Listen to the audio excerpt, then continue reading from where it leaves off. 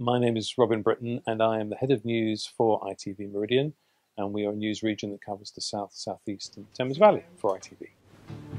Not titles. Coming out of titles then. 7, 6, 5, 4, 3, 2, 1, 0. A typical day for me is getting into work at about 7:30, and I will have listened to all the local radio stations via iPhone app that allows me to listen to Oxfordshire or Sussex or Kent just while I'm driving in. I will then read the PA wires. I look at the Press Association wires feed to see what stories have been running overnight. I will look at BBC Breakfast, ITV Daybreak, soon to become Good Morning Britain, and the new launch. And I will look at the national and local papers. And then we begin talking to each other and talking to neighbouring newsrooms and talking to ITN in London just to see what other stories have developed through the night. We then have a morning meeting at 9:15 where we go through the list of stories, some of which we've set up the day before. We've anticipated things from our diary. I will then discuss with the team about what we feel we should lead on, our treatment of those stories, how are we going to tell them, how long should they be, what the running order should be for the programme, and which order we tell the stories. Then during the day, it's about sort of seeing and reacting to how news might change during the day.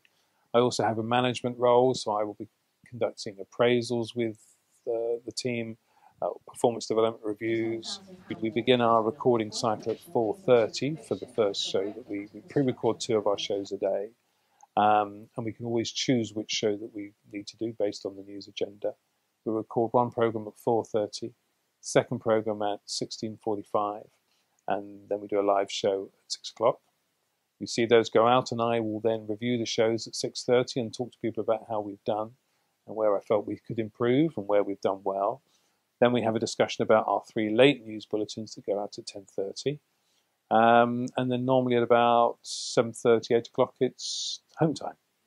And alongside that, throughout the day, we have an online web service, a news web service, so itv.com/Meridian, and constantly updating that through the day. We now effectively have a rolling news channel. So there's enough to keep you busy. Sure, I know it's a big region. If you were to take the region and stand it on its end, so you head from Weymouth to Margate, that's the equivalent of London to Manchester plus 20 miles. And it's roughly 8.5 million people, 84 parliamentary constituencies, 12 county councils.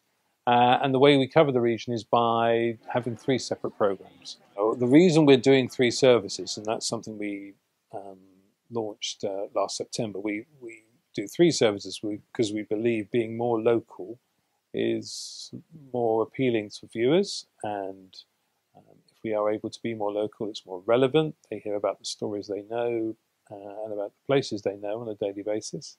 And we do audience research groups, and someone said to me recently in an audience research group that they watch our programme because every day they see a town they know, about once a week they see a street they know, and about once a month they see somebody they know. And when you look at all the channels that are available now to people at home, there's only two broadcasters out of the 300 or so channels people can get on their dishes and by terrestrial digital or cable.